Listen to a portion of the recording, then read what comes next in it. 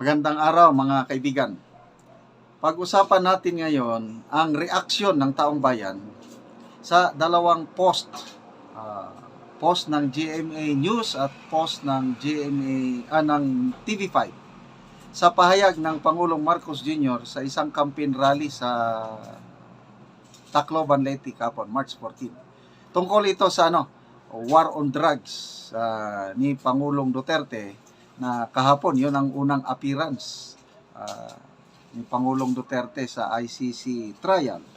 So, ito, yung post ng GMA News, sabi niya, on the day of former President Rodrigo Duterte's scheduled first appearance before the International Criminal Court in Netherlands, President Marcos Jr. in a campaign sortie said it was not right to kill thousands in the fight against crime and illegal drugs.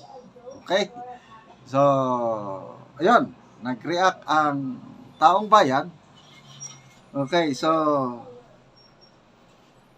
dito ang nag-react, 44,000 ang people who reacted, binilang ko. 22,000 ang galit, 19,000 ang tumawa. So, total 41,000. So, ang like emoji is only 2,000. Okay. Dito naman sa post ng News 5. Ito yung pahayag ng Pangulo, mas detalyado, Tagalog. Sabi niya, sa laban kontra droga at krimen, hindi natin kailangang dumaan sa madugong solusyon.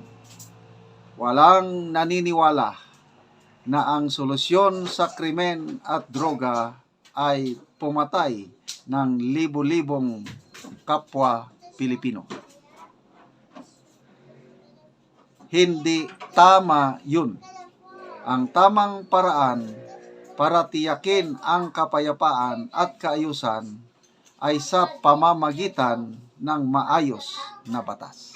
Yan, March 14, 2025. Yun po ang pahayag ng Pangulo. Pinost, ito, reaction ng mga tao. So, dito sa News 5, 136,000 ang nag-react, 84,000 ang laugh emoji, 36,000 ang angry emoji, for a total of 120,000. Ang nag-like lang sa pahayag ng Pangulo is only 11,000. Tinotal ko ang laugh and angry emoji sa dalawang post, 161,000 versus 13,000 lang ang nag-like. So, ano yung sinasabi na walang naniniwala? What this data means, yung laugh and angry emoji? Tinatawanan ang pahayag ng Pangulo. Galit sila sa pahayag ng Pangulo. Ibig sabihin, mas gusto nitong nag-react na mga tao yung pamamaraan ng nakarang administrasyon. Yun opinion ko lang yun. I don't know sa inyo. Okay, magbasa tayo sa mga comments dito sa GMA Post. Jessica Alihado, kwento na yan, masama ka dyan. Below 50 person lang ang nakadeclare na complaint. 43 lang ang nandun sa kaso. Tapos sabi niya, libo-libo. Saan ang pasya niya ng libo-libo? Very clear, sa warrant of arrest. Kagabi, doon sa pre-trial. Ano ba? 19 and 24. Equals, libo-libo? Ganon ba ang math nila? 43 lang. Saan yung libo-libo na sinasabi na Pinas lang? Anyway,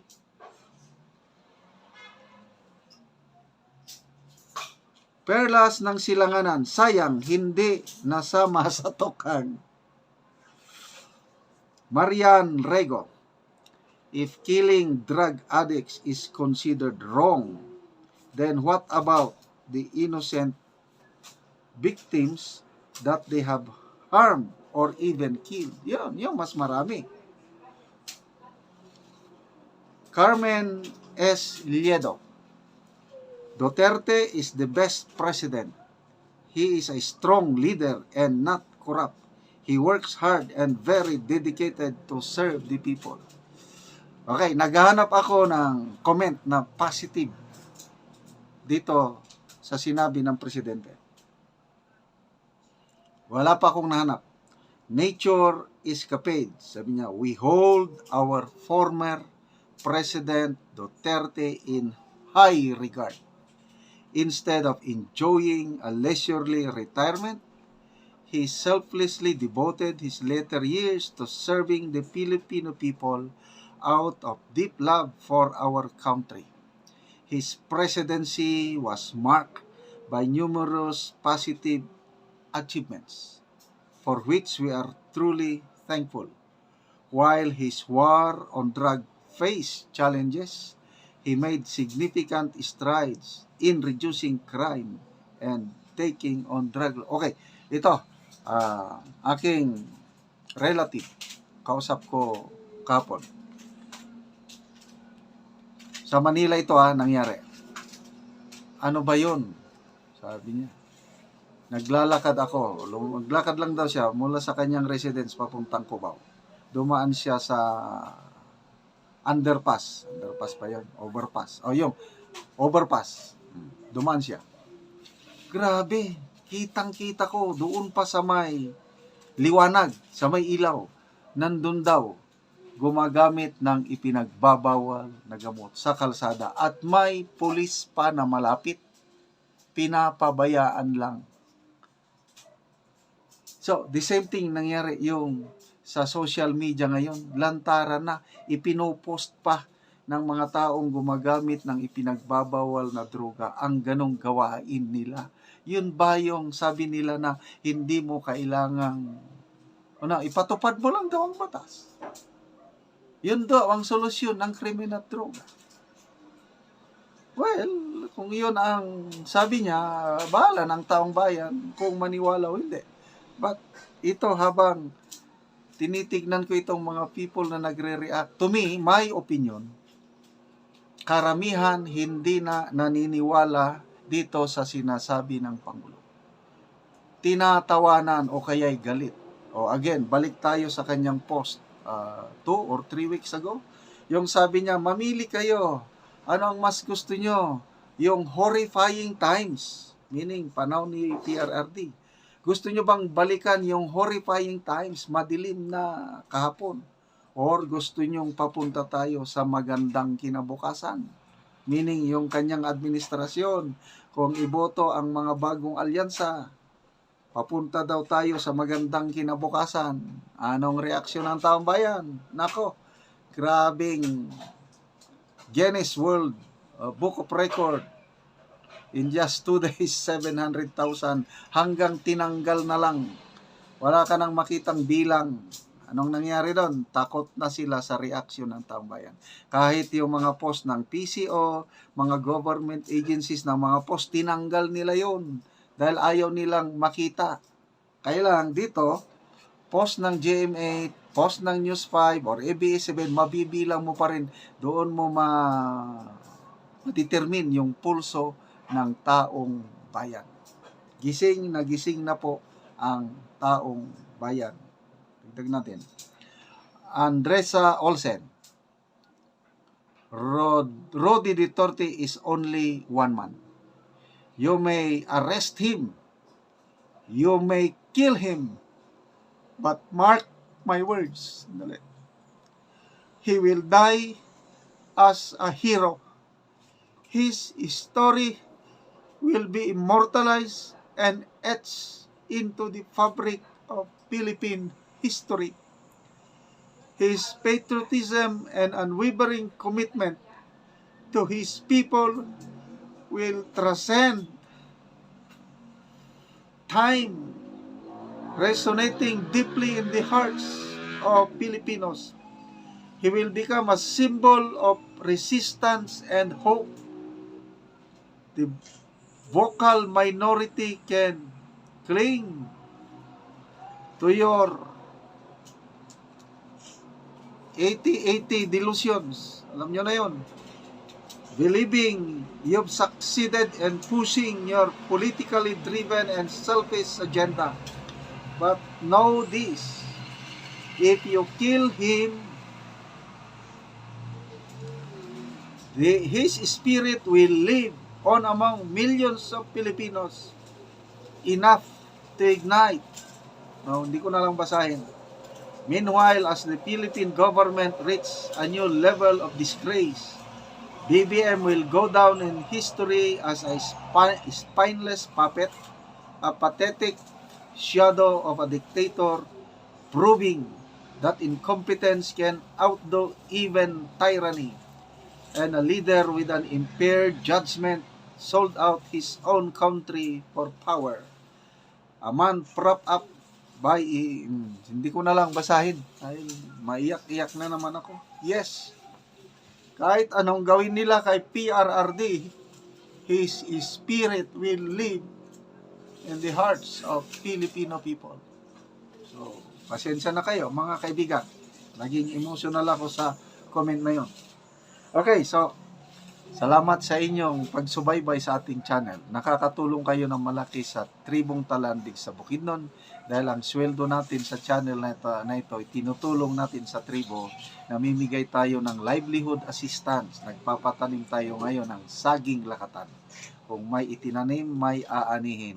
Panoorin nyo ang video na ito. Na anak ko sa unang tanom ni Manoy Sidrino nga isa ka punuan nga saging lakatan. Maayong hapon Manoy. Maayong hapon. Gaon sa man kadya Manoy? Aga son taon na ko ning kuan. Saging nga namunga na akong kuan nga ikanong lakatan. Oo, gatanaw-tanaw nimo ang imong saging lakatan nga namunga na. Oo.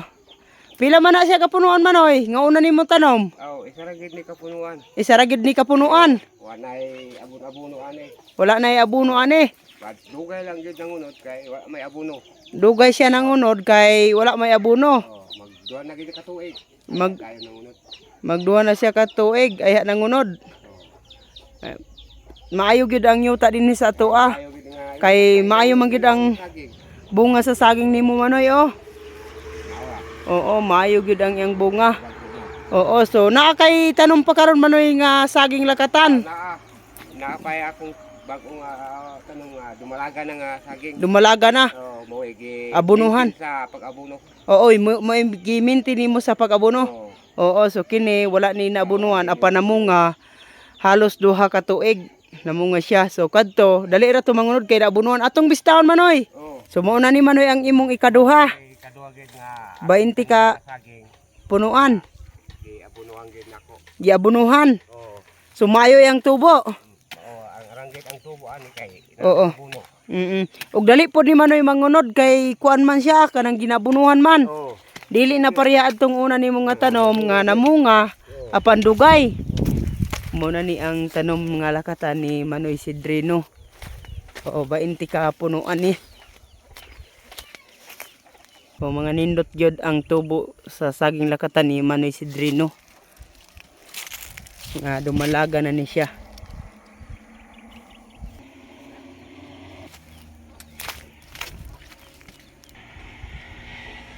Unsa man na Manoy nga abono imong giabono Manoy? Potas, ammonium o Dupos. Oo, so gimix. gimix. Oo. Isa ka bangag ani, Isa ka kumkom, sagid ka kumkom. ng isa ka bangag. Ana gid. Oo. Kay aron dali mangunod. Dali aron dali sa mangunod. Oh, nindot gyud ang tubo Manoy sa imong saging lakatan nga nauna nga kuan kanang giabonuhan nimo kini. Manoy unsa imong ikasulti Manoy sa padayon sa pagpananom og sa pagsuporta sa abono ug uban pa nga magamit nato saging. Oh, salamat sa nagsuporta sa abono kanang nabira kanang tan-aw sa amo video o nabira sa atong labaw mga gahom sa Ginoo. Oo, salamat pod Manoy.